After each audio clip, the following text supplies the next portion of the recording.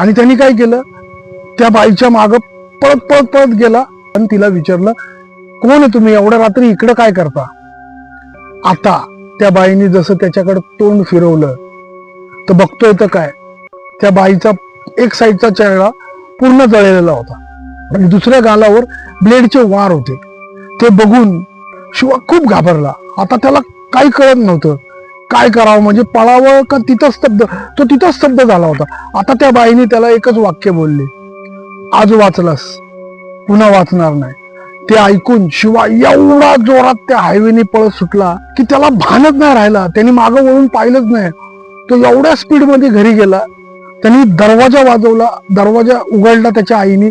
तो कुणाशीच काय न बोलता डायरेक्ट झोपून गेला. त्याला थंडीही खूप भरली होती. आता सकाळची वेळ झाली. सकाळी त्याचे वडील, आई, आजोबा यांनी त्याला उठवलं